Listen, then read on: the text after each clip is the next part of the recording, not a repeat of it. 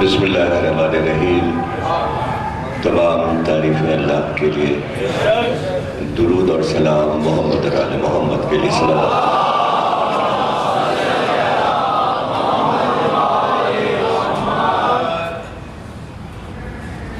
1433 ہجری الوداعی عشرے کی پہلی تقریر آپ حضرات قصر مسید رضویہ سوسائٹی کراچی میں سماعت فرما رہے ہیں۔ یہاں کے لیے موضوع ہے فرمان رسول۔ فرمان رسول یعنی جو کچھ سرکار دو عالم نے ارشاد فرمایا وہ ہمارے لیے ایک سرمایہ ہے اور وہی کل دین ہے جو آپ نے فرمایا۔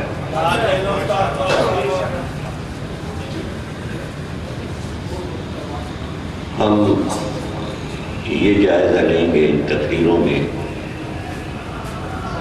کہ سرکار نے جو جو کچھ کہا اس کی دو قسمیں ہیں، ایک قرآن ہے اور ایک حدیث ہے۔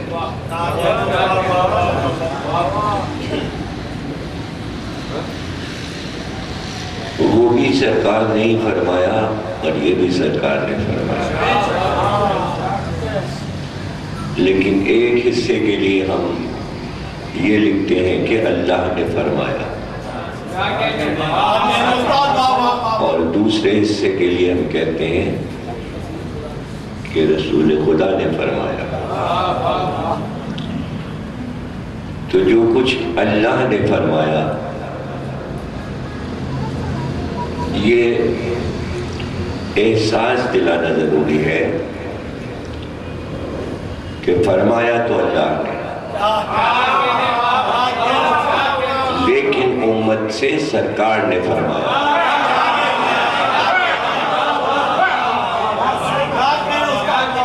اگر ہم یہ بات نہیں سمجھائیں گے تو لوگ یہ سمجھے بیٹھے ہیں کہ اللہ نے ہم سے فرمایا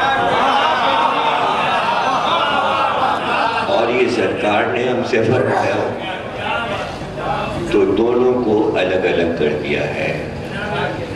تو یہاں پر پہلے ہمیں یہ سوچنا پڑے گا کہ کیسے یقین کیا امت نے کہ ایک شخص فرما رہا ہے،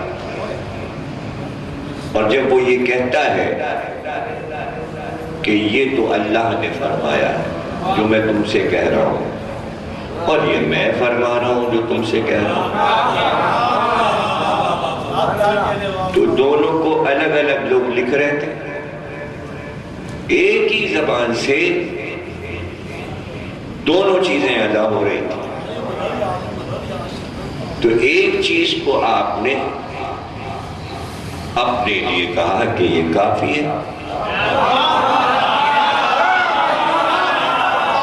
اور دوسری چیز کے لیے آپ نے کہا کہ ہم نہیں جانتے۔ تو یہ تو بڑی عجیب بات ہے، فرمانے والا ایک ہی ہے۔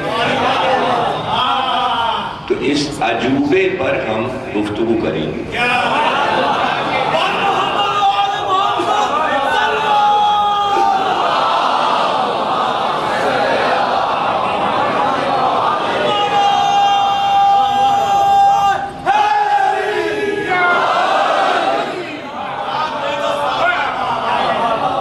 یہ دنیا کا سب سے بڑا عجوبہ ہے کہ ایک ہی شخص کی دو باتوں میں سے ایک بات کو اپنے اوپر واجب قرار دے لے اور ایک کو کہے کہ یہ سنت ہے۔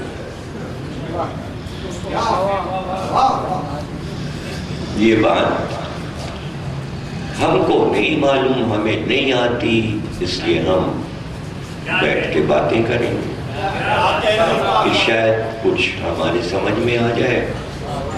جو چیز ہمارے سمجھ میں نہیں آتی وہی موضوع رکھ کے ہم پڑھنے لگتے ہیں۔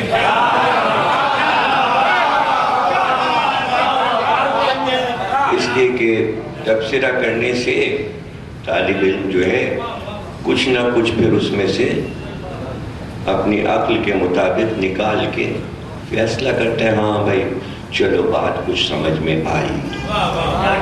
تو یہ والی بات ہمارے سمجھ میں نہیں آئی ہے تو ہم اس کے بارے میں یہ عشرے میں 8 ربیع الاول تک سوچتے رہیں گے اور بولتے رہیں گے۔ یہ کیسی بات ہے کہ وہ کہہ رہا ہے کہ یہ مجھ پر وحی آئی ہے، اور دوسرے وقت وہ کہہ رہا ہے میں تم سے کہہ رہا ہوں کہ یہ کرو۔ تو کتنے اچھے لوگ تھے کہ دونوں کے فرق پہ یقین کر رہے تھے، کہنے والا ایک ہی تھا۔ نہیں، لوگ تو بہت اچھے تھے جو سن رہے تھے۔ میں تو اپنے سرکار کے بارے میں سوچتا ہوں کہ کتنی عظیم بات ہے کہ جس پر جتنا بھی سوچا جائے کم ہے، اور یہاں پر عقل تنگ ہو جاتی ہے۔ ان کی عظمت کو خراج پیش کرنے کے لیے بار بار سلام کرنے کو دل چاہے کہ ایک ہی شخصیت، اور اللہ یہ کہہ رہا ہے کہ تم اپنی پوری زندگی میں کبھی بھی ایسا ہوا ہی نہیں کہ کچھ تم اپنی طرف سے کہہ رہے ہو۔ تم تو بولتے ہی نہیں جب تک تمہیں اذن پروردگار نہ دے دے۔ تو اس کے معنی جو کچھ بول رہا ہے وہ اللہ کہلوا رہا ہے۔ تو طے ہو گیا نا، وہ کلام ہی نہیں کرتا، وہ تو منہ سے کوئی لفظ نہیں نکالتا جب تک اللہ نہ کہہ دے اس سے کہ بولو۔ تو یہ بھی ماننا پڑے گا۔ تو جب یہ ماننا پڑے گا تو ان دو چیزوں کا نام الگ الگ کیسے ہو گیا؟ اس لیے کہ وہ تو جو کچھ بولتا ہے وہ اللہ وہی کرتا ہے تو بولتا ہے۔ تو ایک چیز کا نام قرآن اور دوسری کا نام حدیث کیوں ہو گیا؟ وہ تو بولتا ہی نہیں نا۔ پہلے یہیں پر سمجھ لینا، پہلی تقریر تمید ہو جائے۔ کیا کوئی ایسا لمحہ بھی آتا ہے کہ جب وہ بولتا ہے تو اللہ نہیں کچھ کہلواتا؟ آیت تو قرآن کی ہے، وہ تو کلام ہی نہیں کرتا، وہ تو بولتا ہی نہیں۔ تو آیت میں کیا کہیں یہ لکھا ہے کہ اتنے بج کے اتنے منٹ پہ تو میں کہتا ہوں بولو، اور اتنے بج کے اتنے منٹ پہ وہ بولتا ہے؟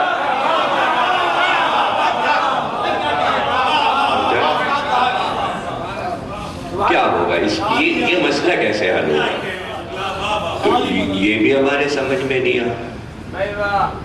تو پھر اس مسئلے کو بھی دیکھیں گے۔ ابھی تو آج پہلی مجلس سے سوالات اٹھیں گے، مطلب اس کا حل کیا ہے، ہم کہاں سے یہ بات نکالیں؟ تم تو بولتے ہی نہیں، تم تو کلام ہی نہیں کرتے جب تک ہم تمہیں نہ کہیں۔ تو پھر وہ چاہے آیت ہو یا حدیث، کہتا تو اللہ ہی۔ تو پھر دو رنگ کیسے ہو گئے؟ اللہ کی جو زبان ہے، اللہ کا جو کلام ہے، اس کے دو رنگ کیسے ہو گئے کہ ایک کا نام تو آپ نے کہا قرآن ہے، ایک کا نام حدیث ہے۔ بولا دونوں اللہ نے،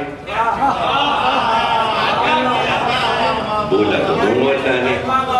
تو یہاں پر سرکار کو سلام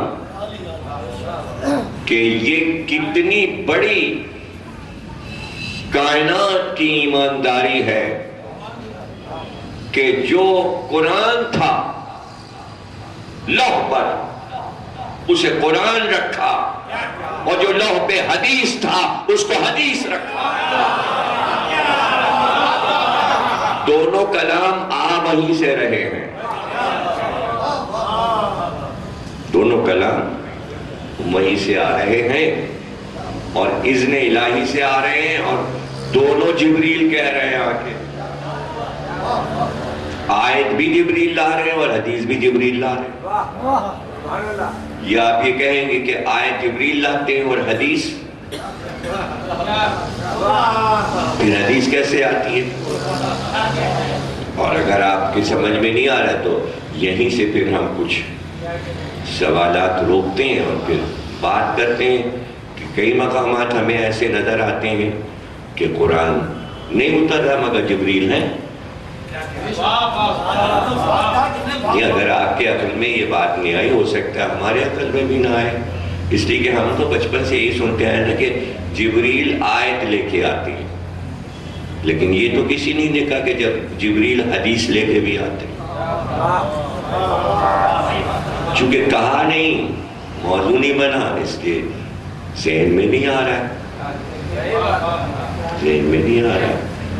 کے علاوہ آیت کے بھی جبریل آئے ہیں، اب آپ کا ذہن بھی سوچ رہا ہے، ہمارا ذہن بھی سوچ رہا ہے، تو ہے ایسا کہ لکھا ہوا ہے کتابوں میں کہ بھئی احد میں علی کی تلوار ٹوٹ گئی تو جبریل ذوالفقار لے کے آئے اور یہ کہتے ہوئے آئے لا فتح الا علی لا سیف الا ذوالفقار، تو یہ قرآن کی آیت تو نہیں ہے،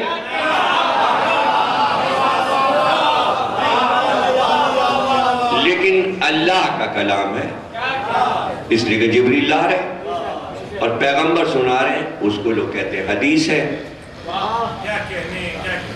حدیث ہے۔ ہم دیکھ رہے ہیں کہ بچے جو ہیں وہ کہہ رہے ہیں رسول اللہ سے کہ ناکہ نہیں ہے، بچے کہہ رہے ہیں کہ کپڑے ہمارے جو ہیں سفید ہیں، اور جبریل پاس ہیں کہہ رہے ہیں بچوں سے کہیے کہ کون سا رنگ چاہیے، تو اب یہ آیت تو نہیں ہے، اب یہ تو حدیث ہے۔ تو جب بھی حدیث بیان کی تب بھی جبریل نظر آئے، لیکن آیت پر ہی کیوں اتنا اصرار ہے کہ جبریل لاتے تھے، حدیث پہ کیوں نہیں اصرار ہے کہ جبریل لاتے ہیں، جبکہ ہر حدیث پہ جبریل بھی موجود ہیں، بلکہ آیات پہ اتنی موجودگی ہمیں جبریل کی ثبوت نہیں ملتے جتنے حدیث پہ ملتے ہیں۔ میرا ہلکا نہیں ہے کہ آیات آ گئیں، مورخ یہ نہیں لکھ رہا مفسر کہ جبریل نے لا کے یہ آیت دی، وہ وہی آ گئی، اس لیے کہ چونکہ شروع سے کہہ دیا گیا ہے کہ جبریل لاتے ہیں وہی، تو آپ کے تصور میں کہ یہ بھی جبریل لائے ہوں گے اور یہ بھی جبریل لائے ہوں گے اور یہ بھی جبریل لائے ہوں گے، اس لیے یقین ہے کہ جبریل لائے ہوں گے، لیکن ہر آیت پہ بتایا تو نہیں جا رہا ہے کہ جبریل آئے تھے، لیکن کوئی حدیث ایسی نہیں ہے کہ جس میں پیغمبر نے یہ نہ کہا ہو کہ مجھے جبریل نے بتایا۔ اب تو موضوع شروع ہو گیا میرے بھائی، اور اس کو آپ کو ظاہر ہے کہ ایک دم سے شروع ہو گیا، ایک دم سے موضوع شروع ہو گیا، آپ کو پوری چیزیں سب یاد دلائیں گے آپ کو کہ کہاں کہاں کوئی حدیث کی کتاب اٹھا لیجئے آپ، چلیے میں مثال دیتا ہوں، ابھی دیکھیے بغیر مثالوں کے تھوڑی بات سمجھ میں آتی ہے۔ امام رضا علیہ السلام سے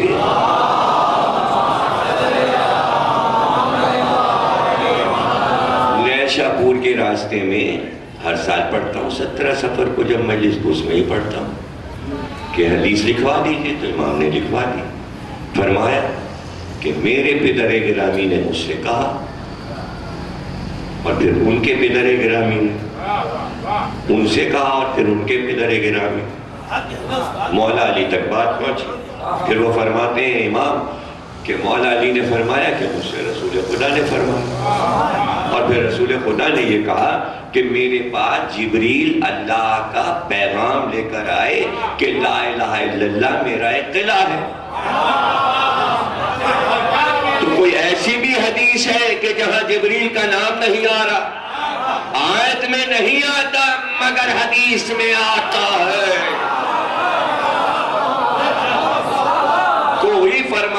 رسول ایسا نہیں ملے گا. تمام کتابیں چھان ماریے، جب سناتا ہے محدث کہ میں نے سنا ان سے، انہوں نے سنا ان سے، انہوں نے سنا ان سے، انہوں نے، اور جب رسول اللہ تک بات پہنچی تو رسول اللہ فرماتے ہیں میرے پاس جبریل یہ لے کر آئے. ایسا کبھی ہوا ہی نہیں کہ رسول اللہ نے یہ کہا میں کہہ رہا ہوں. ہر حدیث کے لیے رسول اللہ نے کہا جبریل آئے تھے ابھی میرے پاس.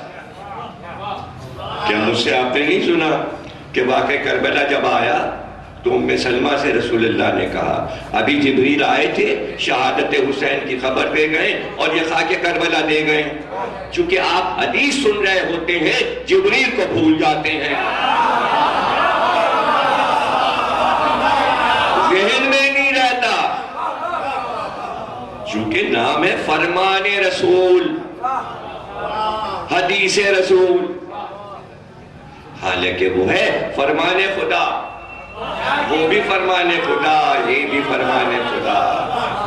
نہیں کہا، غدیر میں نہیں کہا رسول اللہ نے میرے پاس جبریل کئی بار آئے اور کہا وہ کہیے وہ کہیے وہ کہیے. تو جبریل کا نام تو پہلے آ رہا ہے، تو جبریل اپنی طرف سے آ رہا ہے یا کسی کی طرف سے آ رہا ہے؟ جس کے معنی جبریل آگے کہہ رہا ہے وہ کہیے.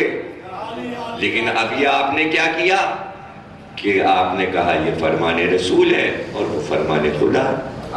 دونوں کا فرق بس ہم یہ دیکھیں گے پورے عشرے میں یہ فرق کیا ہے. حالانکہ وہ بھی فرمان خدا ہے اور یہ بھی فرمان خدا ہے. یہ دو حصوں میں نام کیوں رکھا گیا کہ یہ فرمان خدا ہے یہ فرمان رسول ہے، حالانکہ سب کچھ وہی فرما رہے ہیں اعلیٰ حضرت. یا تو کوئی یہ ثابت کر دے کہ اللہ جب نبی بھیجتا ہے تو کہتا ہے اپنی طرف سے سارے کام کرتے رہنا اور خود اپنی طرف سے فرماتے رہنا، کبھی کبھی ہم بھی فرما دیں گے. ایسی کوئی حدیث مل جائے، ایسی کوئی انبیاء کے بارے میں خبر مل جائے تو بڑا اچھا، کہ جہاں پر یہ پتہ چل جائے کہ یہاں پہ رسول اللہ خود بول رہے ہیں، یہاں اللہ نہیں بول رہا اور اللہ میسج نہیں بھیج رہا. میرا خیال یہ ہے کہ جب قرآن کو آپ غور سے پڑھیں گے تو بار بار اللہ پوری سیرت پیغمبر کی بیان کر رہا ہے اور کہہ رہا ہے کہ کوئی لمحہ ایسا نہیں ہے، کوئی لمحہ نہیں ہے. دڑا دڑا آیتیں بھی پڑھی جائیں، ترجمہ بھی کیا جائے اور وہ سب کچھ ڈھیر کر دیا جائے سامنے، تب بھی جو نہیں سمجھنا چاہے گا وہ بات نہیں سمجھے گا. کہ اللہ کہتا ہے ایک لمحے کے لیے تمہیں تنہا نہیں چھوڑا، ایک لمحے کے ہم نے تمہیں تنہا نہیں چھوڑا. اس کا کیا مطلب ہے؟ یعنی زندگی کا ہر تمہارا عمل، ہر سانس، چلنا پھرنا سب اللہ کی طرف سے ہے. اس میں کچھ تمہارا اپنا ہے ہی نہیں اور تم اپنا کچھ کر بھی نہیں سکتے، اس لیے کہ نفس تو ہمارے پاس ہے، اختیار ہمارا ہے. تو ہمارا اختیار تمہارا اختیار یہ ماننا پڑے گا، ورنہ بات نہیں سمجھ میں آئے گی کہ جو بھی تم کر رہے ہو گویا ہم کر رہے ہیں. جب تک یہ سب مان کر آپ نہیں چلیں گے ورنہ پھر وہی ہوگا معاملہ کہ پیغمبر کی سیرت دو حصوں میں بٹ جائے گی، تقسیم ہو جائے گی اور پھر وہی جھگڑے شروع ہو جائیں گے. یہ اپنی طرف سے پیغمبر نے کہا اور جو کچھ فرمان خدا ہے اس پہ تو ہم عمل کرتے ہی ہیں. اب یہ تو کیجے نہ کیجے نہ کیجے کیجے نہ کیجے، تو اسی میں امت جو ہے وہ برباد ہو گئی، تباہ ہو گئی. یہیں پہ جھگڑے شروع ہو گئے. اچھا پھر ہم یہ بھی جائزہ لے لیں گے کہ دو حصے کر کے امت میں پھر اگر یہ کیا کہ یہ فرمان خدا ہے یہ تو ہمارے لیے کافی ہے، واجب ہے، اور یہ فرمان رسول ہے، اسے مانیے یا نہ مانیے سنت ہے. تو پھر ہم یہ دیکھیں گے اگر یہ حصے کر کے اور اسی پر سب متفق ہو جائیں تو پھر یہ دیکھیں گے کہ جو فرمان خدا ہے اس پر کتنا عمل ہوا. اور وہ بھی ارشادات پیغمبر ہیں، وہ وہی جو آ رہی ہے وہ بھی ارشاد پیغمبر فرما رہے ہیں، یعنی لفظ قلب پہ آ رہے ہیں، وہی قلب پہ آ رہی، بیان سرکار کر رہے ہیں، سرکار بیان کر رہے ہیں، تو پھر اس پہ کتنا عمل ہوا یہ بھی دیکھیں گے. اور ایسی کوئی جگہ ہی نہیں ہے کہ جہاں ایک آیت اور ایک حدیث، ایک آیت اور ایک حدیث، ایک ہی مقام پر آیت پڑھی ہے اور پھر حدیث، اور پھر حدیث پڑھی اور پھر آیت، یعنی پے در پے یہ حدیث ہے اور یہ آیت ہے، یہ آیت ہے، یہ حدیث ہے. یہ آیت ہے آ رہی ہے یا ایھا رسول بلغ ما انزل الیک، یہ آیت آ گئی، اب حدیث آ گئی من کنت مولا، پھر حدیث آ گئی الیوم اکملت لکم دینکم، بیچ میں حدیث ہے، ادھر آیت ادھر آیت. وقت ایک ہی ہے، کہنے والا ایک ہی ہے، سننے والے یہ فیصلہ کیسے کر رہے ہیں یہ اللہ فرما رہا ہے، یہ پیغمبر فرما رہا ہے، یہ اللہ فرما رہا ہے، اور سب اللہ فرما رہا ہے.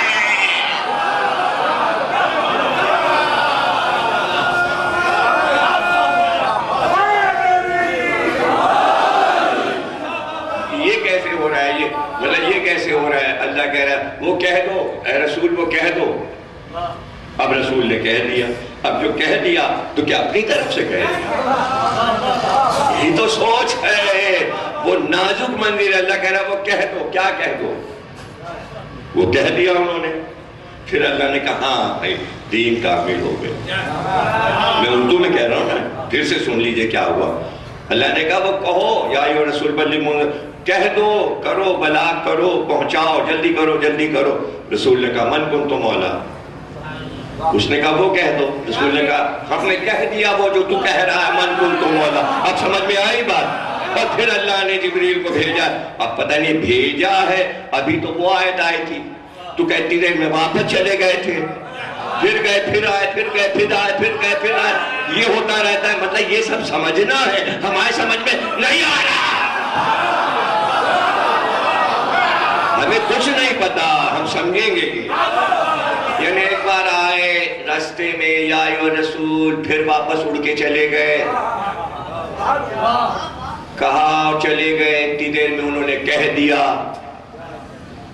جب انہوں نے کہہ دیا تو پھر وہ واپس آئے، کہا الیوم اکملت، بھائی دین کامل ہو گیا، نعمتیں تمام ہو گئی. پھر ٹھہرے رہے کہ پھر چلے گئے. یہ آنا جانا جو لگا ہوا ہے. اب بیچ میں جس وقت وہ چلے گئے تھے کہ وہ کہہ دو، تو جب من کنت مولا کہا جا رہا تھا تو اس وقت جبریل بیچ میں راستے میں تھے یا جا چکے تھے یا پہنچ چکے تھے یا دوسری آیت لے کے آ رہے تھے، یہ سب سمجھ میں نہیں آ رہا. یہی سب تو سمجھیں گے کہ یہ سب کیا ہے معاملہ. یعنی ایک چیز ہوتی ہے سامنے، ایک ہوتا ہے اس کے پس منظر میں. پس منظر یعنی پیچھے. وہ پیچھے جو کچھ ہوتا ہے یہ بتائیے وہ معلوم ہوتا ہے کہ نہیں؟ اب یہ علم ہے، سامنے ہے، یہ ہے پٹکا ہے پنجہ. کوئی ایسا بھی آدمی ہے جو علم کو جانتا ہے یا نہیں جانتا ہے اس کے پس منظر میں کیا ہے؟ کسی سے بھی پوچھئے اس علم کے پیچھے کیا ہے؟ یہ عباس ہے، واقعہ ہے کربلا کا، فرات پہ پانی لے جانا ہے، علمداری ہے. جلدی سے شروع ہو جائیں گے نا. ابھی تو من کنت مولا باقیلے سامنے من کنت مولا، علی ہاتھ پہ اس کے پیچھے ہے. ابھی اس کے پیچھے جبریل آ رہے ہیں جا رہے ہیں، وہ کیا کہہ رہا ہے، یہ کیا کہہ رہے ہیں، کب ٹھہرے، کب گئے، کیسے ہوا، یہ سب کیا ہو رہا تھا اس کے پیچھے. وہی تو سمجھنا ہے. جب یہ سب ہمیں نہیں معلوم تو کیا ہم سمجھیں نا؟ نہیں معلوم ہے تو ہم سمجھنا چاہ رہے ہیں. اب یہ کہ کہیں لکھا ہے، کتاب میں لکھا ہے، اگر لکھا تھا لوگوں نے بتایا کیوں نہیں؟ اور اگر نہیں لکھا ہے تو کیا سوچا جا سکتا ہے، تجزیہ کیا جا سکتا ہے کیسے یہ سب کچھ ہوتا تھا، کیا ہو جاتا تھا، کیسے ہوتا تھا. رات کو آ رہا ہے فرشتہ، کپڑے لا رہا ہے، صبح بچے سو کے اٹھ رہے ہیں، پھر فرشتہ آ رہا ہے، پھر بچے نانا کے پاس جا رہے ہیں، پھر فرشتہ آ رہا ہے، پھر جنت کا پانی لا رہا ہے، پھر کپڑے رنگے جا رہے ہیں، پھر فرشتہ واپس چلا گیا ہے، بچے کہہ رہے ناکا بنیے، جب ناکا بنے تو الف ہو کہا، پھر فرشتہ آیا کہا ابھی نہ کہیے گا۔ یعنی یہ ہوتا کیا ہے؟ جاتا ہے اور آتا ہے یا ٹھہرا رہتا ہے اور ملک سے اللہ کا کوئی رابطہ رہتا ہے؟ یا ہٹائیے ملک کو، بات کیجئے کیا نبی اور اللہ کا اپنا کوئی رابطہ ہے کیا نہیں؟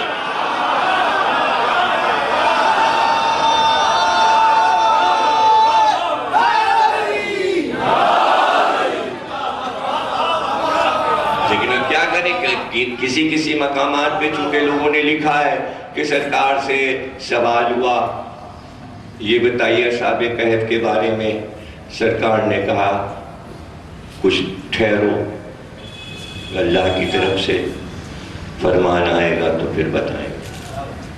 یہ بھی لوگوں نے لکھا ہے سرکار سے پوچھا گیا موت کیا ہے، سرکار نے کہا ہم وہی کا انتظار کر رہے ہیں، اللہ بتائے گا۔ پھر آیا ملک اور اس نے کہا کہ یہ امر ربی ہے، اور پھر سورہ کہف نازل ہوا، اور پھر یہ ہوا، اور پھر یہ ہوا۔ تو مختلف طریقے سے لوگوں نے باتیں لکھی ہیں کہ کبھی فوراً آ جاتا ہے اور کبھی سرکار انتظار کرتے ہیں، ابھی آیا نہیں ہے، جب وہی آئے گی ہم بتا دیں گے۔ کبھی لکھتا ہے مفسر 2-3 دن تک سرکار انتظار کرتے رہے، ملک نہیں آیا۔ یہ عجیب مسئلے، تو اس میں جو ہے ہم اپنے بچوں کو بھی سمجھائیں گے اور خود بھی سمجھیں گے، اور پڑھانے والا اور پڑھنے والے دونوں برابر ہوتے ہیں۔ پڑھانے والا بچوں کو پڑھاتا ہے اس لیے کہ کچھ ہمارے بھی سمجھ میں آ جائے۔ یہ تعلیم کا معیاری ہی یہی ہے، ایسا ہی ہوتا ہے۔ تو اس میں یہ بھی ہے کہ اب کی شاید جبریل بہت ہماری تقریروں میں رہے، اور ان کو چونکہ یہ موضوع نہیں رہتے ہیں تو ہو سکتا ہے ہم جبریل کے بارے میں سب کچھ پتہ لگائیں، یہ کب پیدا ہوئے، انہوں نے کیا کیا کارنامے کیے، یہ عرش پہ کہاں رہتے ہیں، ان کی پوری تفصیل بھی ہم پتہ لگائیں گے کہ یہ ان کی عمر اب کتنی ہو گئی ہے اور آج کل کیا کرتے رہتے ہیں۔ اب انبیاء کا سلسلہ ختم ہو گیا، پہلے تو بہت بزی تھے، کبھی عذاب، کبھی یہ، کبھی وہی، کبھی دوسرا مسئلہ۔ اب 1,24,000 انبیاء کے جانے کے بعد یہ بزی ہیں یا نہیں ہیں، یا ریٹائرمنٹ کی لائف گزار رہے ہیں۔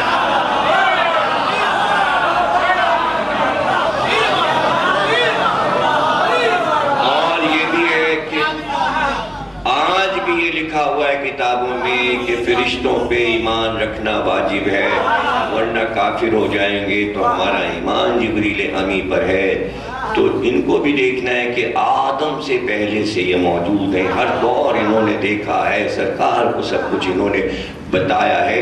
یہ بھی دیکھنا ہے کہ سرکار کے واپس جانے کے بعد پھر یہ زمین پہ آئے کہ نہیں آئے، اس لیے کہ لوگوں نے یہ بھی لکھ دیا کہ وحی کا سلسلہ ختم ہو گیا سرکار کے بعد۔ اب جب وحی کا سلسلہ ختم ہو گیا سرکار کے بعد تو کیا جبریل کو اجازت تھی زمین پہ قدم رکھنے کی یا نہیں، یا موقوف ہو گیا کہ خبردار اب مت جانا، وحی ختم ہو گئی ہے اس لیے اب تم زمین کا رخ نہ کرنا، اور پھر اس کے بعد وہ نہیں اترے، اس لیے کہ وحی تو ہے ہی نہیں۔ ان کا تو کام ہی تھا انبیاء پہ وحی لانا۔ جب سرکار چلے گئے اور ختم نبوت تو پھر جبریل چپ بیٹھ گئے، آسمان پہ بیٹھ گئے۔ کہاں بیٹھ گئے؟ ان کا اصل مقام کیا ہے، کہاں رہنے لگے؟ پہلے تو پھر یہ تھا آنا جانا لگا ہوا تھا، تو ٹھہرنا تو تھا ہی نہیں، اور اب وہی نہیں ہے تو پھر ٹھہر گئے، رک گئے۔ تو کہاں رہتے ہیں، کیا کرتے رہتے ہیں؟ ظاہر ہے کہ فرشتے تو ہر وقت عبادت کرتے رہتے ہیں، تو جبریل امی اب عبادت کر رہے ہوں گے، اس لیے کہ اب وحی کا سلسلہ تو ختم ہو گیا۔ لیکن پھر ہم یہ بھی پوچھیں گے جبریل سے کہ تم جب وحی کے بعد اب کچھ بھی نہیں کرتے، وحی نہیں لاتے، تو پھر اب تم عبادت کرتے ہو، تو ہم تم سے یہ بھی پوچھیں گے جب تم 24 گھنٹے دوڑتے رہتے تھے زمین سے آسمان کی طرف، تو اس وقت کیا عبادتیں چھوڑ دیتے تھے؟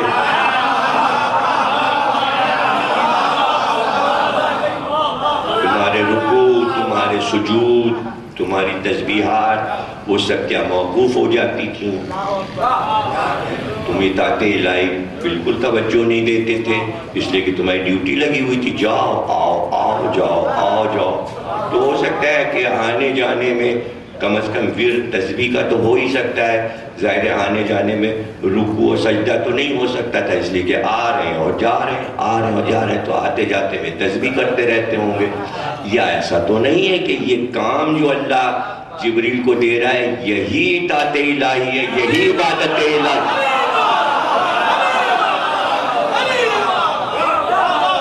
ہے نا؟ تو پھر یہ سب چیزیں جو ہے نا، دیکھیں کتنے بہت سے سوال ہوتے، میں نے اپنے لیے خود ہی مصیبت کر لی، اتنے سارے سوال بنا بنا بنا بنا بنا بنا کہ یہ سب سوال خود جو میں کر رہا ہوں، آیا یہ سوال بھی مجھے یاد رہیں گے اور پورے عشرے میں ان کے جوابات بھی میں دے پاؤں گا، یہ صرف سوال اٹھا رہا ہوں؟ تو یہ سب چیزیں دیکھیں گے کہ بھئی یہ معاملات کیا ہیں، اور پھر جو حدیثیں فرمان رسول ہیں اس میں یہ بھی دیکھیں گے کہ ابھی جبریل کے کتنے کام باقی ہیں، وہ بھی سرکار بتا گئے اپنے فرمان میں۔ یہ ہوگا جبریل کریں گے، یہ ہوگا جبریل کریں گے، فلانی پکار جبریل کریں گے، جبریل پکاریں گے کون آنے والا ہے، جبریل بتائیں گے تاریخ کس کی ہے، اور جب وہ آئیں گے جبریل آ جائیں گے اور جبریل بتا دیں گے، جبریل ان کے ساتھ ہوں گے، لوگ پہچان لیں گے، جبریل کہیں گے کہ یہ ہیں وہ۔ تو سوال یہ کہ جب جبریل آ کے کہیں گے یہ ہیں وہ پہچانو، تو یہ کون بتائے گا کہ یہ جبریل ہیں؟ فرمانوں میں کہ جبریل کو تو سب پہچانتے ہیں، جبریل کو سب پہچانتے ہیں، اور جبریل کہیں گے یہ تمہارے زمانے کے امام ہیں پہچان لو، جبریل پکاریں گے اور جبریل کو سب پہچانتے ہیں۔ اپنے زمانے کے امام کو کوئی نہیں پہچانتے، جبریل کو۔ یہ تو سوالات ہیں، ابھی تو سوالات ہیں، آگے دیکھیں نا فرمان نبی، اب اس کا جائزہ لیں گے، سب چیزیں دیکھیں گے، یہ سب معجزات ہیں، اور معجزات پہ تبصرہ کرنا ثواب ہے۔ اور پھر اس کے بعد محشر میں بھی جبریل کے بڑے کام ہیں، جبریل یہ کریں گے، جبریل یہ کریں گے، جبریل تم یہ کر لو، جبریل تم یہ کر لو۔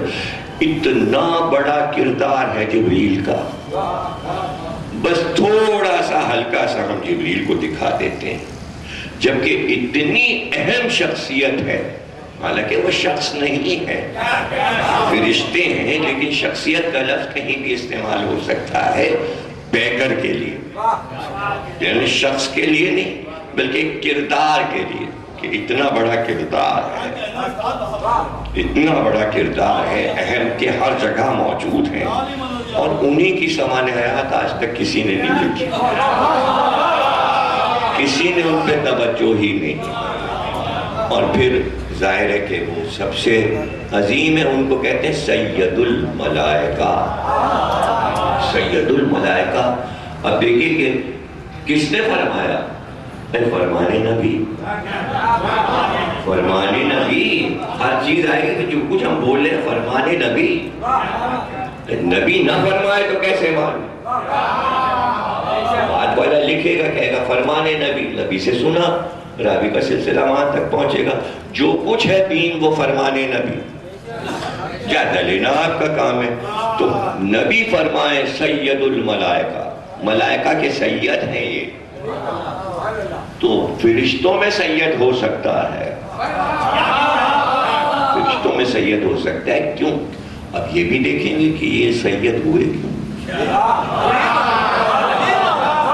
بات پر ان کو سید بنا دیا گیا، اور فرمانے والے رسول، ظاہر بنایا اللہ نے سید ہوگا، فرمایا نبی نے، اللہ نے ان کو سید بنایا ہوگا کہ تم فرشتوں کے سید ہو، فرمایا رسول نے ہوگا۔ تو یہ بات سمجھ میں نہیں آتی کہ ایک فرشتہ صرف آئے جائے پر سید ہو جائے، اور ایک بچہ علی کی گود میں پلے عباس اور وہ سید نہ ہو۔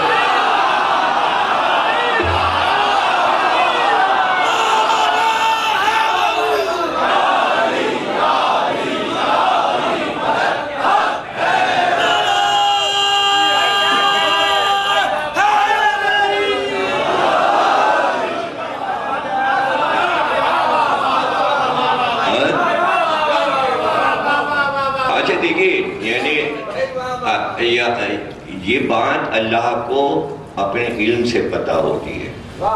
اس پہ بھی ہم کچھ دیر گفتگو کیا کریں گے کہ بندوں کو اللہ نے پیدا کیا ہے، اور ان کا دماغ اور ان کی کھوپڑی اور ان کی عقل اللہ کی تخلیق ہے۔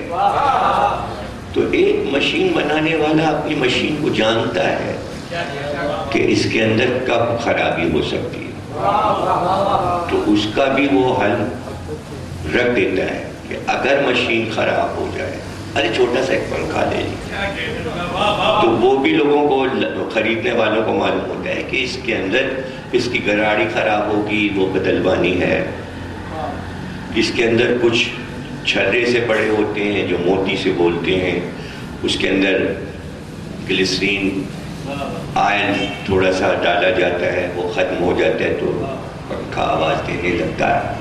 تو اتنی باتیں تو ہر آدمی جو پنکھا گھر میں لگاتا ہے اس کو بھی پتا ہوتا ہے، اور جیسے جیسے اس کی صورتحال بدلتی جاتی ہے وہ بتاتا اب اس میں خرابی، صحیح نہیں کرائے گا اتار کے، مگر بتاتا ہے جہاں بس اب یہ پنکھے میں ذرا یہ خرابی ہو گئی، یہاں یہ رک کے چلتا ہے، اشارہ بھی کر رہا ہے آپ بیٹھے میں، ہاں ذرا ہوا کم دے رہا ہے، یہ جو آواز کھٹ کھٹ آ رہی ہے، ہاں کسی دن اتروا کے اسے صحیح کرانا ہے، اب کون اوپر چڑھے اس کو اتارے، پتہ سب ہے، پتہ سب ہے۔ تو یہ اپنی بنائی ہوئی مشینوں کے حالات ہیں۔ ظاہر بنانے والے نے یہ تھوڑی سوچا ہوگا کہ خریدنے والا اتنا کاہل ہوگا کہ اس کو تباہ کر دے گا، اور تباہ کر کے چلائے گا، اور کبھی اس کا پرواہ نہیں کرے گا اور اس کی کیئر نہیں کرے گا۔ یہ تو سب ہماری اپنی کاہلی ہے۔ تو ہماری کاہلیاں یہاں پر ہے کہ ہم ان چیزوں کو سمجھنا نہیں چاہ رہے ہیں کہ یہ بات کیا ہے، کہ کیا اللہ کو یہ بات نہیں پتا ہے کہ یہ کہاں کہاں پر اپنی عقل گڑائیں گے اور ان کے دماغ میں کہاں کہاں آئلنگ کی ضرورت ہوگی۔ ان کی کھوپڑیاں بھی کبھی کبھی پنکھے کی طرح کھٹ کھٹ کرنے لگیں گی، تو اس کے لیے بھی کوئی انتظام ہو۔ ظاہر یہ کاہل ہیں، یہ اپنے دماغ میں نہ آئل ڈالیں گے، نہ یہ اس کی گراڑیاں صحیح کرائیں گے، عقل کی گراڑیوں کو صحیح نہیں کہتے رہنا جی ہاں آج کل بس ذرا بہت ہی پریشان ہوں، سر میں درد رہتا ہے، میں بڑے الجھن میں ہوں، ہاں وہ تھا میں نے جی ہاں کہا تو تھا میں نے، اب پریشان، ڈاکٹر کیا جانے کا موقع ہی نہیں، اور کھوپڑی کا علاج کس ڈاکٹر کے پاس ہے، ایسے ہی کہہ دیا تو کہہ دیا، خود اپنے ہی پاس ہے، اگر نہ کیا تو کیا تو نہ کیا۔ تو اللہ کو پتا ہے کہ کہاں ان کی کھوپڑی ہلے گی، تو وہی خلق کر رہا ہے اور وہی بتا رہا ہے کہ بھائی علی کا ایک بیٹا عباس ہوگا اور اس کا رتبہ ہم بڑھائیں گے، اور ماننے والوں میں یہ بحث ہوگی عباس تو سید نہیں ہے، تو اب کھوپڑیاں ہلیں گی شیعوں کی، اور خناس آئے گا اور شیطان اور کھوپڑی ہلائے گا۔ تو پہلے سے اللہ نے انتظام کیا کہ سیدہ تم کہنا بیٹا میرا ہے،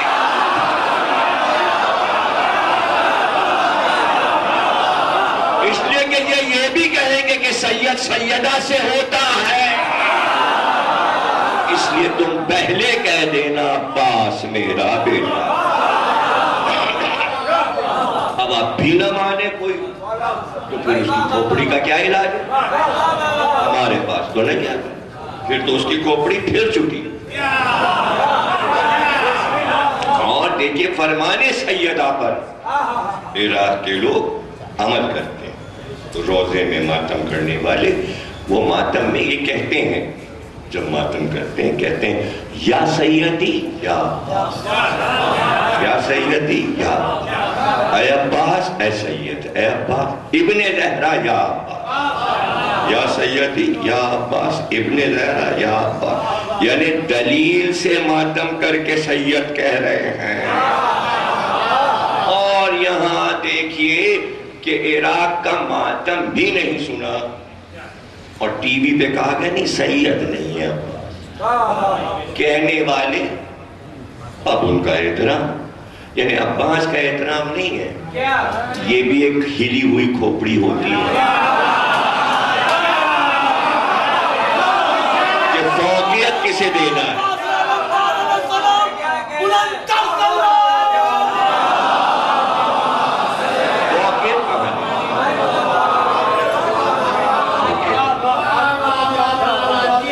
آپ ذرا غور کیجئے بھائی، منصبوں پر ہے، عہدوں پر ہے، الہی عہدے اللہ کی طرف سے مقرر ہے، اسلامی سپہ سالاری اور اسلامی علمداری فرمان رسول سے ہوئی، فرمان رسول یعنی فرمان خدا سے۔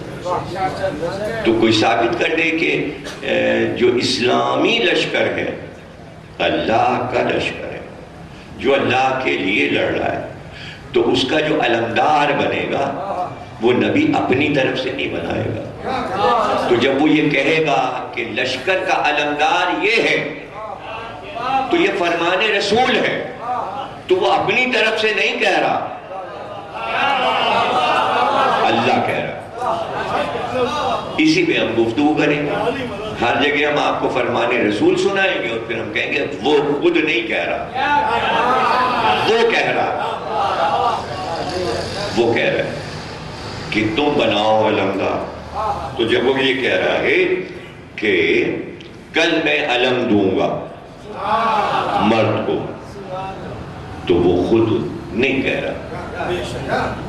کیوں نہیں کہہ رہا؟ وہ اس کا بھی ثبوت کہیں نہ کہیں ہوگا، ہاں، اس لیے کہ اللہ کو یہ بھی معلوم ہے کہ اللہ رسول کی باتیں ہوں گی اور لوگ کتابوں میں بھی لکھیں گے اور کہتے بھی پھریں گے دلیل نہیں دی، قرآن سے دلیل دے دیتے، اور جو حدیث سے دیے تو وہ بھی تو فرمان خدا ہے۔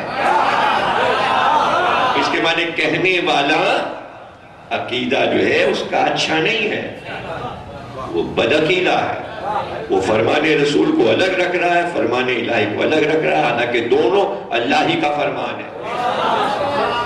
اسی پہ ہم بولے چلے جائیں گے 9 دن، اب آپ کے سمجھ میں آئے تو سننے آئیے گا، دل جائے تو نہ آئیے،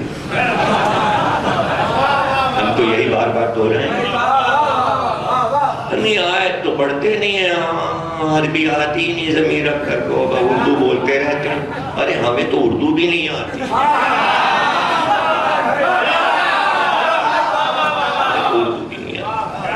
اردو میں بھی ہم لفظ ڈھونڈ رہے ہوتے ہیں، اب کیا بولیں، لیکن ہم سے اچھے اچھے اردو نہ بیٹھے ہوئے ہیں، اب کیا بولیں، اب یہ کہ عربی نہ بیٹھے ہوتے تو ہمارے بھی بول رہے ہوتے، اور نہ بھی بولیں تو کیا بھی ہے۔ کل گجرانوالہ میں مجلس پڑھنے گیا تو وہاں سعودی عرب کے اخبار کے ایڈیٹر آئے ہوئے تھے، تو کارڈ وارڈ لٹکائے ہوئے تھے، تو عربی ٹی وی کے بھی وہ کچھ تھے، ڈائریکٹ کہنے لگے کہ میں نے آپ کی ایک اشرہ لے گیا تھا میں یہاں سے، تو وہ میں اپنے شیخ صاحب جو ہمارے مالک، تو وہ بھی بیٹھے ہوئے تھے، تو بت شکن اور بت تراش آپ کا اشرہ سن رہا تھا، تو شیخ صاحب دیکھتے رہے، میں سن رہا تھا، تو کہنے لگے ان کا جو بولنے کا انداز ہے وہ ہمیں بڑا مزہ آ رہا ہے، وہ زبان تو ان کے اردو نہیں شیخ صاحب کے سمجھ میں، کہنے ان کے بولنے پر ہی مزہ آ رہا ہے، لیکن اب ہمیں عربی میں ترجمہ کر کے سناؤ۔ تو کہتے ہیں میں نے جتنی تقریر چلی تھی آپ کی بت شکن والی، وہ شیخ صاحب کو عربی میں سنائی کہ یہ کہا انہوں نے، تو شیخ صاحب کہنے لگے ہم لوگ خامخواہ انہیں کافر کہتے ہیں، یہ تو سب مسلمانوں والی باتیں کرتے ہیں،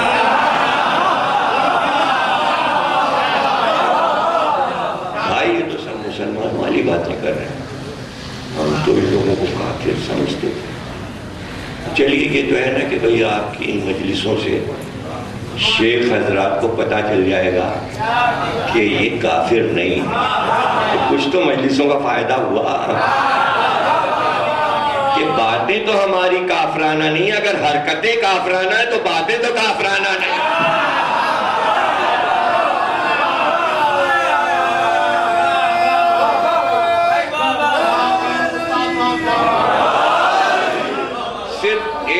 تقریر لے لیجئے مثلاً آج کی اور لگا کے گنیے کہ اللہ کا نام کتنی بار آیا، تو شروع سے آخر تک سارے الفاظ گن ڈالیے۔ اب تو کمپیوٹر سے آسانی ہے کہ سارے لفظ الگ الگ کمپیوٹر خود ہی بتا دے گا، فلاں لفظ اتنی بار، فلاں لفظ اتنی بار۔ اب تو سب اسٹیٹک سب اس میں داخل ہے نا کمپیوٹر میں، کوئی مشکل نہیں۔ پہلے تو ایسے آپ کرتے تھے، موبائل سے دیکھ لیتے تھے، یا میتھمیٹکس کے جتنے بھی آلے ہیں اس سے دیکھ لیتے تھے، لیکن اب کمپیوٹر میں آسانی۔ تو سب سے زیادہ جو لفظ آج کی تقریر میں استعمال ہوا، خدا اللہ، خدا اللہ، خدا اللہ، فرمانے خدا، فرمانے خدا۔ تو بار بار خدا کہنے پہ کوئی کیسے کافر کہے گا؟ یہ ہے کم از کم کتابت کا فائدہ کہ جو یہ مجلسیں ہو رہی ہیں تو کچھ تو غلط فہمیاں دور ہوں، لیکن ہم تو غلط فہمیاں امت کی دور کر رہے ہیں جو ان کو خود نہیں پتا۔ یہ بتانا ضروری کہ آپ کو کچھ پتا ہی نہیں ہے، آپ آنکھیں بند کر کے راستے پہ چل رہے ہیں، نہ آپ نے ادھر دیکھا نہ ادھر۔ تو ہم چاہتے ہیں کہ آنکھیں بند رہیں مگر دل کی آنکھیں کھلی رہیں۔ اگر یہ آنکھیں نہ کھل پائیں تو کوئی بات نہیں، لیکن دل کی آنکھیں کھل جائیں۔ یہ مجالس دل کی آنکھیں کھول دیتی ہیں۔ تو اب سرکار کہہ رہے ہیں کل علم دیں گے، امید تھی نا یہ، سرکار کہہ رہے ہیں ہم کل علم دیں گے مرد کو۔ تو آپ کہیں گے دلیل تو دی نہیں کہ یہ اللہ فرما رہا ہے۔ میں کہہ رہا ہوں اللہ فرما رہا ہے، اس لیے کہ قرآن میں ایک آیت ہے کہ اے پیغمبر جب بھی کچھ کہو تو انشاءاللہ کہہ دیا کرو، انشاءاللہ کہا کرو۔ اب سرکار کہہ رہے ہیں کل علم دیں گے، اور یہ بھی منع ہے رات کی بات میں ضرور انشاءاللہ کہو۔ رات میں اگر کل کا ارادہ کر رہے ہو تو لوگوں کی عادت ہوتی جیسے کہ بھئی کل ہمیں جانا ہے انشاءاللہ، اگر آپ نہ کہیں گے تو سامنے والا کہہ دے گا، تو نے نہیں کہا لے میں نے کہہ دیا، تو بھول گیا تو میں نے کہہ دیا کل میں جاؤں گا، کہ ہاں انشاءاللہ۔ وہ زیادہ مطلب اللہ سے قریب ہے کہ تمہیں اللہ کی باتیں یاد نہیں رہتی، سامنے والا جتاتا ہے کیا اللہ والے ہو، انشاءاللہ کہنا بھول گئے۔ تو جب پیغمبر نے کہا کل میں علم دوں گا مرد کو تو انشاءاللہ نہیں کہا، تو پتہ چلا کہ جب اللہ خود بولتا ہے تو انشاءاللہ نہیں کہتا۔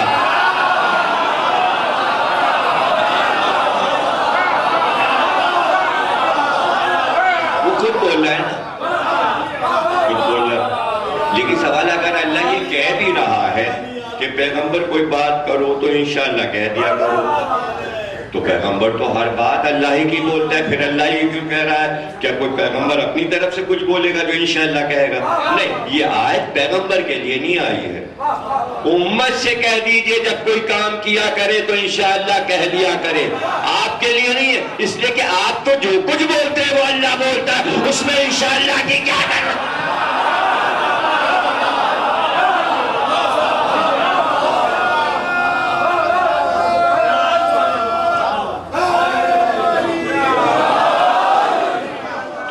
قرآن میں سے وہ حصہ بھی نکال کے سنانے کی ضرورت ہے کہ جو پیغمبر سے اللہ کہہ رہا ہے، لیکن وہ کہہ رہا ہے کہ یہ آپ اپنی امت کو سمجھائیے، ایسا کام اس طرح کرو۔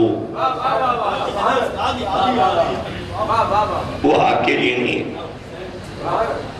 وہ آپ کے لیے نہیں، امت کے لیے، پورا قرآن امت کے لیے اترا ہے، اور آپ ان سے کہیے یہ کریں، یہ کریں، یہ کریں، یہ کریں۔ تو اس کو بھی الگ رکھنا پڑے گا نا، وہ چیزیں بھی الگ رکھنا پڑیں گی کہ بھئی پیغمبر، اب انہوں نے کہا کہ بھئی کیسے سمجھائیں کہ قرآن جو اترا ہے اس میں یہ بھی کہا گیا ہے، ملامتیں بھی ہیں، یہ کام غلط نہ کرو، یہ ایسے نہ کرو، یہ تم نے کیا کیا، اے مسلمانوں یہ نہ کرو، یہ نہ کرو، یہ کیا کر دیا تم نے، اس طرح نبی سے مت باتیں کیا کرو، اور چیخا نہیں کرو، اور یہ نہیں کیا کرو، دروازے پہ شور نہیں کیا کرو، اور تمیز سے بات کیا کرو۔ یہ سب کیا ہے؟ یہ سب کیا ہے؟ تو اس کے لیے ہمارے مفسرین نے ایک لفظ لکھا ہے کہ قرآن کس صورت سے اترا، یعنی کس انداز سے اترا، کیا انداز رکھا گیا. تو اس کے لیے تمام شیعہ سنی مفسرین اس سے اچھی مثال نہیں ہو سکتی کہ وہ اس طرح ہے. فرماتے ہیں مفسرین کہ قرآن اس انداز پر ہے کہ بیٹی کو ڈانٹ کر بہو کو سنانا. مثال ہی نہیں ملی مفسرین کو، تو سمجھاتے کیسے؟ تو ہوتا یہ ہے کہ بہو کو جب سمجھایا جاتا ہے تاکہ بہو کا موڈ، گھر تو وہی چلا رہی ہے نا، اور خسرو کو کھانا بھی وہی کھلا رہی ہے اور ساس کو بھی کھلا رہی ہے. تو ایسے کہا جائے تو برا مان جائیں گی، منہ لپیٹ کے لیٹ جائیں گی بہو، ناراض ہو کے میکے چلی جائیں گی، تو جانے بھی نہیں دینا ہے میکے. تو اب کیا کیا جائے؟ اب بیٹی کو ڈانٹ پھٹکار ہو رہی، یہ کیا یہ چیز یہاں کیوں رکھ دی ہے، اور تم نے یہ صفائی کیوں نہیں کی ہے، اور بیٹی سے باپ بات کر رہا ہے اور اماں بھی بیٹی کو ڈانٹ رہی ہے. تو بیٹی تو بہت سوگڑ ہے، قاعدے کی، مگر بیچاری ڈانٹ پڑ رہی ہے اس کے اوپر. کاہے کے لیے پڑ رہی؟ ان کو سنایا جائے. تو مفسرین نے کہا قرآن اس طرح نازل ہوا ہے، قرآن اس طرح نازل ہوا ہے تاکہ نصیحت ڈائریکٹ کی جاتی امت کو تو موڈ خراب ہو جاتا، اور موڈ خراب ہوتا تو انہی سے جا کے مل جاتے جن پہ بڑی پھٹکاریں پڑی ہیں، یعنی بنی اسرائیل. بنی اسرائیل تو یہ ہے صورتحال. تو اس کو بھی سمجھنا ہے کہ وہ چیزیں جو آپ سمجھ رہے ہیں کہ نبی سے کہا جا رہا ہے یہ کرو نا، وہ امت سے کہا جا رہا ہے، وہ امت سے کہا جا رہا ہے، وہ امت کو سمجھایا جا رہا ہے. اس میں نہ نبی شامل ہے نہ اہل بیت. تقریر ختم ہو گئی، آخری جملہ ہے اے نبی ان سے کہہ دیجئے کہ یہ نام نہ لیں آپ کا. پہلے تو لوگ محمد معذر ایسے پکارتے تھے، آگے طریقہ تھا. تو پھر قرآن میں آیا یا رسول اللہ کہہ کر بات کیا کرو، خبردار گھر پہ یا محمد کہہ کے نہ پکارنا. آیت آ گئی یا رسول اللہ کہہ کے پکارنا. آیت آئی، پیغمبر نے سنا دیا. گھر میں آئے، بیٹی نے کہا السلام علیکہ یا رسول اللہ.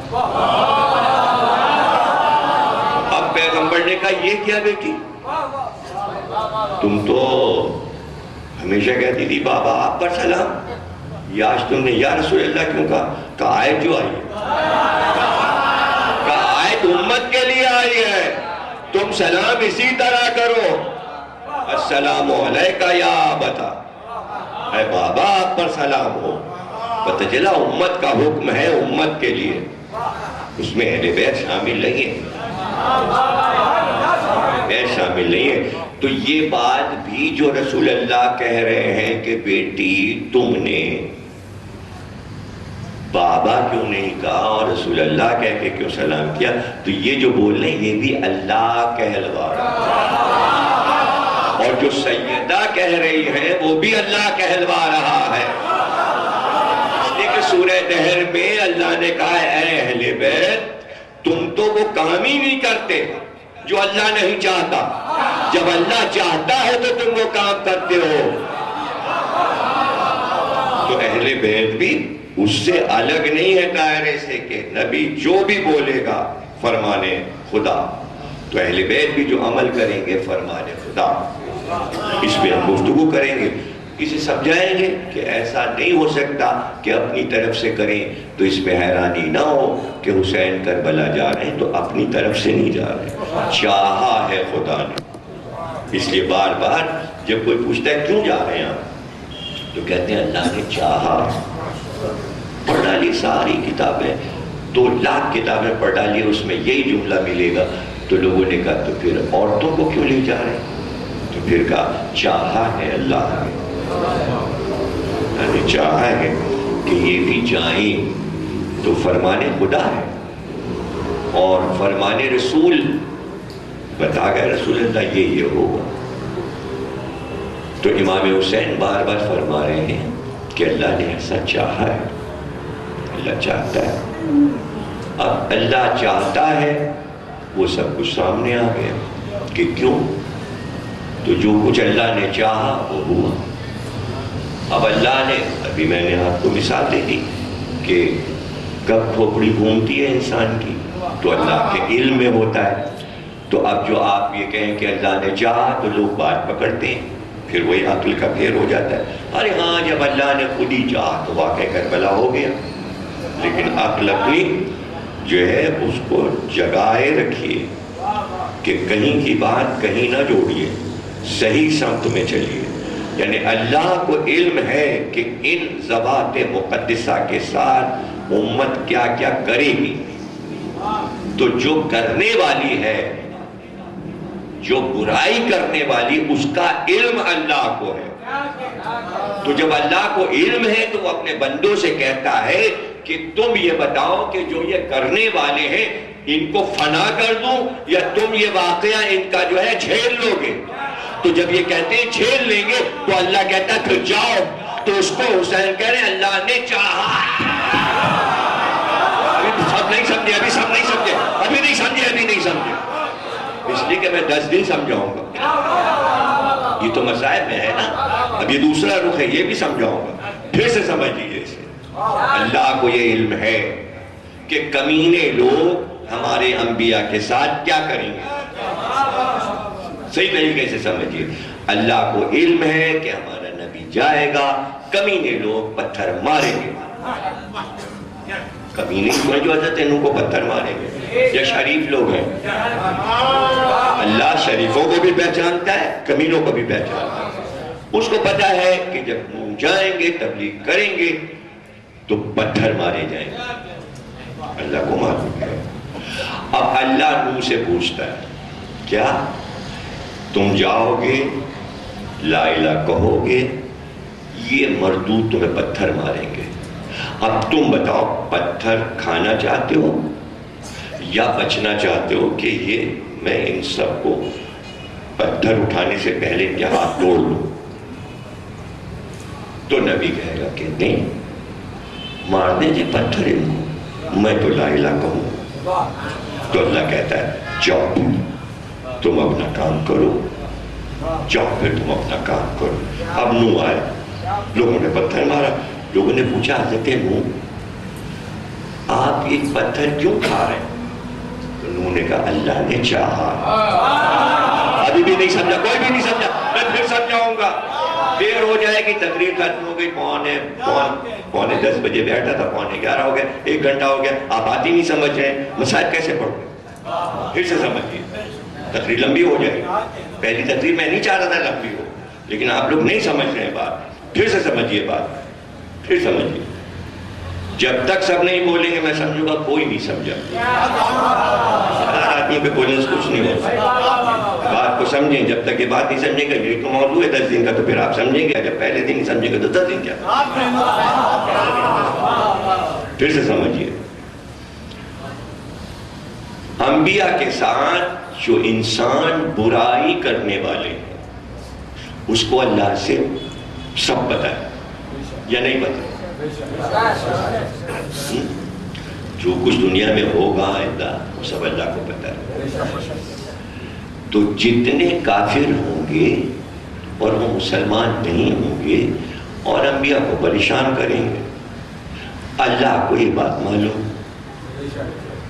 تو وہ انبیاء سے پوچھتا ہے کہ تمہارے اوپر یہ الغار ہوگی، مارا جائے گا، پریشان کریں گے، ایمان نہیں لائیں گے، بے انتہا پریشان کریں گے تم کو، تو تم کیا چاہتے ہو؟ برداشت کرنا چاہتے ہو ان کی حرکتوں کو یا میں راستہ بدل دوں؟ جیسے ہی تم پہنچو سب لا الہ کہہ لیں اور ایک پتھر تمہارے اوپر نہ پڑے، تم کیا چاہتے ہو؟ تو نبی کہتا ہے نہیں، ان کو جو کچھ کرنا ہے کرنے دیں، جو تو نے میرے سپرد کام کیا وہ میں کروں۔ تو پہلے نبی کی روح اسے منظور کرتی ہے کہ نہیں، میں ڈروں گا تھوڑی، میں تو تیرا نمائندہ ہوں۔ اگر نبی یہ کہہ دے نہیں بھائی ہم یہ پتھر وتھر نہیں کھائیں گے، ہم یہ سب نہیں کریں گے، ان کو منع کر کے یہ سب نہیں کرے، میں جیسے ہی کہوں لا الہ الا اللہ یہ سب لا الہ کہہ دیں۔ کیا اگر نبی ایسا اللہ کی بارگاہ میں کہتا تو کیا ایسا اللہ کر نہ دیتا؟ کر تو دیتا، لیکن ہوتا کیا؟ ہوتا یہ کہ آپ جب سنتے تو آپ کہتے کتنے کمزور لوگ تھے یہ، کہ ان کو یہ یقین نہیں تھا کہ اللہ ہمیں بھیج رہا ہے، پہلے سے سب کچھ ڈر کے خوف زدہ سارے راستے صاف کر لیے، تو وہ تو کہنا ہی تھا لا الہ الا اللہ۔ یہ تو اللہ نے جبر سے کہلوا دیا، نہیں مرضی پہ چھوڑ، ہم جبر نہیں کریں گے، تم کہنا لا الہ، اگر مان لے تو مان لے تو جنت میں جائیں گے، نہیں مانے تو جہنم میں جائیں گے۔ تو وہ کہتے تھے ٹھیک ہے ہم جاتے ہیں اور مقابلہ کرتے ہیں، تو اللہ نے کہا جاؤ، پھر تم جاؤ ہم تمہارے ساتھ ہیں، یہ جو کچھ بھی کریں ہم تمہارے ساتھ ہیں، اور تمہارے ہر عمل پر ہم راضی ہیں۔ نہیں سمجھے؟ پھر سے سمجھاؤ، تو کیا پوری رات یہی سمجھاتا رہوں؟ پوری رات کیا یہی سمجھاتا رہوں؟ 50 مثالیں میں دے سکتا ہوں، پھر کیسے سمجھاؤں میں کہ بھائی آپ کی سمجھ میں یہ بات کیوں نہیں آ رہی ہے؟ بھائی تو امام حسین کو بھی کہہ دیا گیا تھا تم جاؤ گے اور تمہیں قتل کیا جائے، اور اس طرح قتل کریں گے۔ اب حسین تم یہ بتاؤ کہ ان سب کو پہلے فنا کر دوں یا تم واقع کربلا میں ساری مصیبتیں اٹھاؤ گے؟ حسین نے کہا اٹھائیں گے، تو اللہ نے کہا جاؤ۔ تو جب اللہ نے کہا جاؤ تو حسین سے لوگوں نے پوچھا آپ کربلا کیوں جا رہے ہیں؟ حسین نے کہا اللہ نے چاہا ہے۔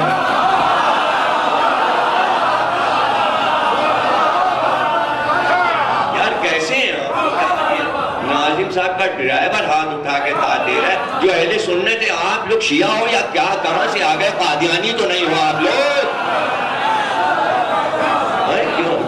کیسے اسٹوڈنٹ آ گئے ہیں؟ یہ ہوا کیا؟ سمجھئے بات کو، سمجھئے۔ تو اس پہ حیرت نہ ہو کہ ہاں اللہ نے چاہا تھا واقع کربلا ہو گیا۔ اللہ نے نہیں چاہا تھا، اللہ نے جب چاہا جب حسین نے چاہا، حسین نہ چاہتے تو وہ بھی نہ چاہتا۔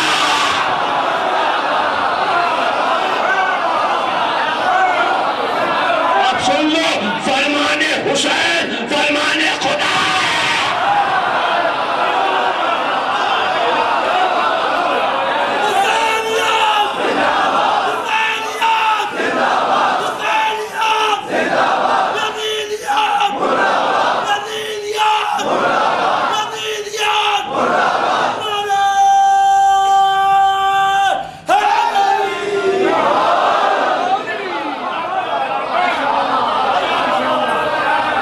تو جب نبی فرما دیتا ہے تو اللہ کہتا ہے یہی ہے میرا فرمان۔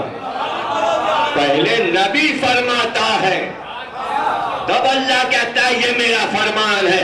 آپ کو غلط فہمی ہے کہ اللہ پہلے فرماتا ہے تو نبی فرماتا ہے۔ سمجھ میں آ جائے گا 8-9 دن میں، سمجھ میں آ جائے گا۔ اور ان تقریروں کا فائدہ سن لیجئے کہ اب ایسے آلے ایجاد ہو چکے ہیں کہ اس تقریر کو آج کی آن لائن میں پورا ورلڈ سن رہا ہے، سب بیٹھے ہوئے ہیں ماشاءاللہ سن رہے ہیں، ہر ملک میں سنی جا رہی، امریکہ میں، آسٹریلیا میں، انڈیا میں، چونکہ ابھی لکھنؤ سے ہو گیا ہے، وہاں کے لوگ بھی ماشاءاللہ سب بیٹھے ہوئے ہیں، چیٹنگ بھی ہو رہی ہے، اپنے اپنے سب ڈسکس بھی کر رہے ہیں، بیٹھے ہوئے سن رہے ہیں۔ یہ ان کے بھائی زیران کے فیضی ابھی لندن گئے، آگے بیٹھتے تھے، پانی پلایا کرتے تھے، وہ چلے گئے تو اب کوئی پانی بھی نہیں پلا، وہ بیٹھے لندن میں تقریر سن رہے ہیں ماشاءاللہ، اللہ کو خوش رکھے اور سلامت رکھے، میں بیوی بچے کے۔ تو یہ سب جو لوگ باہر گئے ہیں ہمارے بچے، انگلینڈ، امریکہ، سب کا دل یہیں لگا رہتا ہے انہیں اشکوں میں، چونکہ عادت ہے یہاں آنے کی۔ تو سب جگہ آپ دیکھے بھی جا رہے ہیں کیمرے سے، سب کے چہرے بھی دیکھے جا رہے ہیں ماشاءاللہ۔ اور رمضان سے اب تک ساری تقریریں آن لائن جا رہی ہیں کمپیوٹر پہ، تمام مجلس۔ رمضان سے شروع ہوا تھا سلسلہ، اور آج تک یعنی لکھنؤ کی مجلسیں بھی آن لائن آئیں، سیالکوٹ کی پرسوں 3 مجلسیں وہ بھی آن لائن آئیں، اور چکوال ڈڈیال کا شراپورہ پہلی سفر وہ بھی آن لائن آیا، پہلے 3 مشرے پہلی محرم سے جو ہوئے وہ بھی آن لائن گئے، اور یہ ایک ایسا سلسلہ ہے کہ سب آپ کے ساتھ شامل ہو جاتے ہیں۔ تو یہی چیزیں جب باہر کے لوگ دیکھتے ہیں تو وہ ایک ایسی چپ ہوتی ہے پروگرام میں کہ وہ ڈالا تو وہ اس کو انگلش میں سن رہے ہوتے ہیں یا جرمن میں سن رہے ہوتے ہیں یا ڈچ میں سن رہے ہوتے ہیں، تو اب یہ آسانی ہو گئی کہ اردو کی تقریر دنیا کا ہر آدمی سن لیتا ہے۔ آج سے کوئی 10 برس پہلے، میرے خیال میں 2002 میں نے اسی قصر مسیح میں ایک موضوع پڑھا تھا، باد رسول، سیڈیاں ملتی ہیں کمپیوٹر پہ بھی، ویب سائٹ پہ وہ اشرا پڑا ہوا ہے۔ تو میرا خیال یہ کہ امریکنز بہت زیادہ ان مجالس کو سن رہے ہیں اور ریسرچ کر رہے ہیں۔ تو ایک خاتون جو کہ بہت بڑی نیو یارک ٹائمز کی بہت بڑی صحافی ہیں، تو وہ دیکھیے فرمان صاحب، چونکہ فرمان موضوع ہے، تو فرمان کی طرف سے پانی آ گیا۔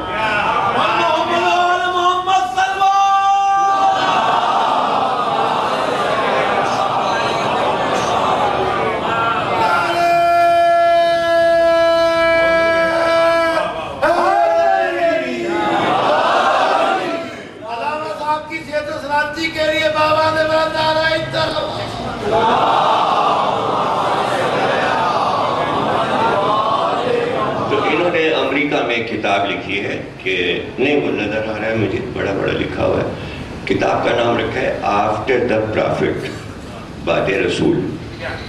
تو جب یہ پڑھی گئی تو پتہ چلا کہ پورا عشرہ میں ان کی نظر میں ہے خاتون کی، اور ان کا نام ہے لیزلی ہیڈلسن، اور یہ 10 برس تو رہی ہیں یہاں آپ کے سعودیہ اور دبئی، ابوظہبی، یہاں کے اخباروں میں کام کیا ہے، اور اب ان کی کتاب ہے یہ آفٹر دا پرافٹ۔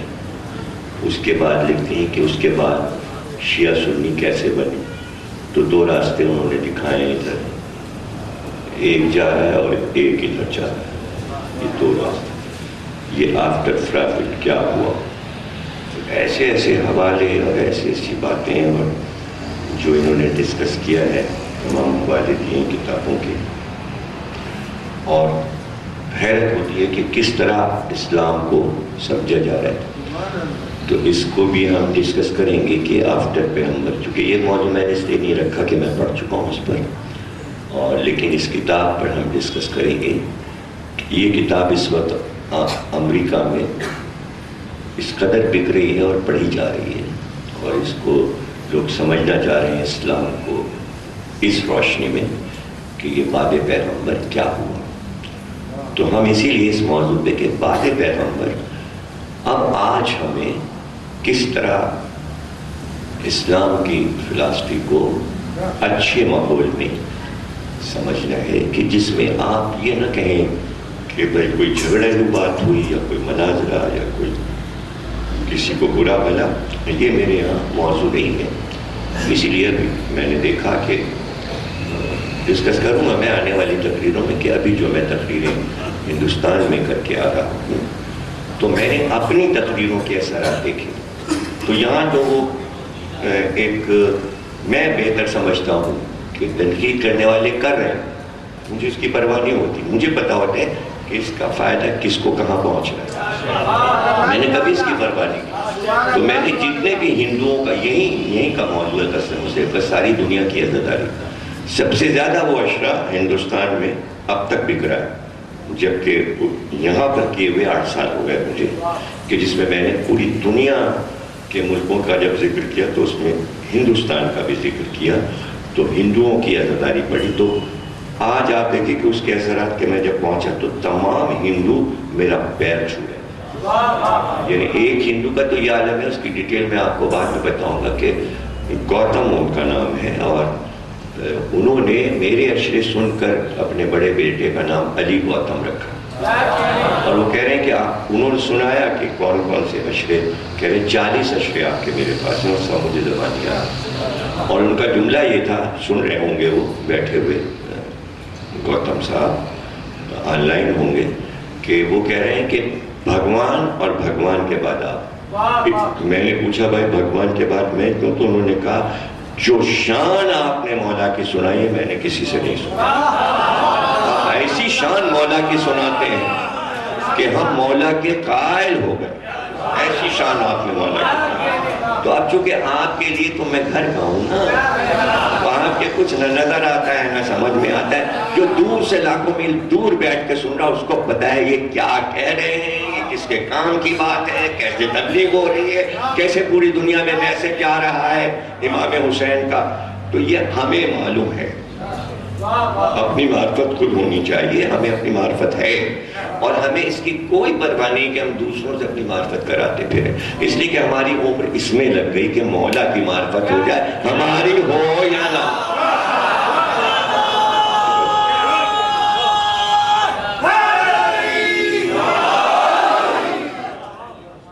تو یہ سب آپ کو چیزیں بتائیں گے کہ اثرات، یہ بھی تو آپ کو پتا ہو کہ صرف قصر مسیب میں آگے بیٹھ نہیں گئے، اور 2012 یہ 11واں سال یہاں کے اشرے کو ہو گیا، تو یہ خالی وقت نہیں ضائع ہو رہا، سردی ہو یا گرمی، بلکہ اس کے اثرات ورلڈ میں کیا جا رہے، اس کے فائدے لوگوں کو کیا پہنچے،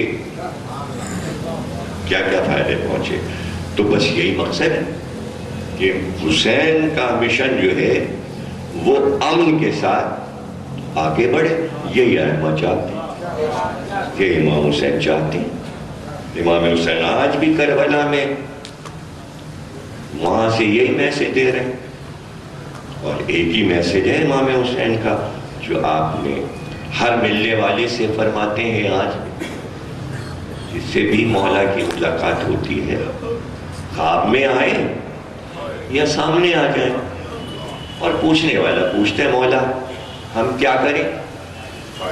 کوئی ایسا راوی نہیں ہے جو امام حسین سے ملا ہو شہادت کے بعد، خواب میں یا سامنے یا روزے میں، اور اس نے یہ نہ پوچھا مولا ہمارے لیے کچھ آپ کا فرمان ہے۔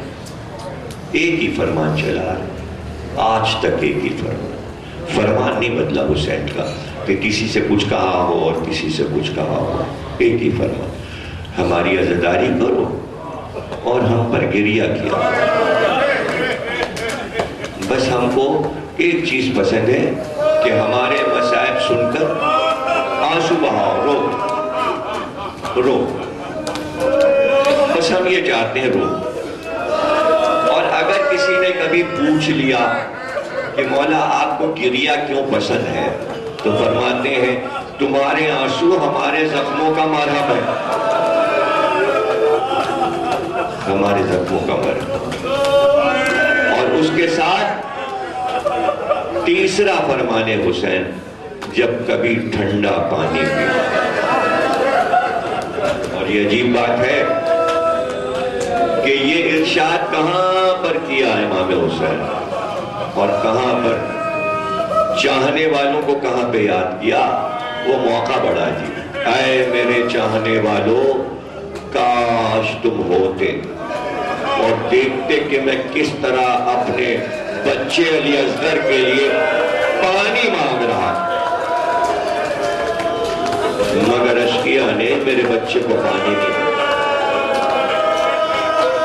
اور دوسرا فرمان جناب سید سجاد سے، اے میرے لال قید خانہ شام سے چھوٹ کر جب مدینے جانا تو میرے چاہنے والوں کو میرا سلام کہنا، اور کہنا کہ جب کبھی ٹھنڈا پانی تو حسین کی پیاس یاد کرے۔ باراللہ اس عبادت کو قبول فرما، ہمیں کوئی مطلب نہ سوا بحق کے محمد، ہمیں جو بیمار ہیں ان کو شفا، جو مر گئے اعلیٰ علین میں ان کے مرتبوں کو بلند فرما، جو اولاد نرینہ نہیں رکھتے انہیں اولاد نرینہ عطا فرما، بحق کے محمد اور آل محمد۔ پروردگار جنت البقیع کو تعمیر فرما، مصیبتوں اور بلاؤں سے چاہنے والوں کو دور فرما، پروردگار پاکستان کی حفاظت فرما، تمام مسلمانوں میں اتحاد قرار دے بات، بانی مجلس کو، بانیان مجلس کو خیر و برکت عطا فرما، ان کے مرحومین کو اعلی دین میں بلند مرتبہ عطا فرما، امام زمانہ کا ظہور فرما اور تاجیل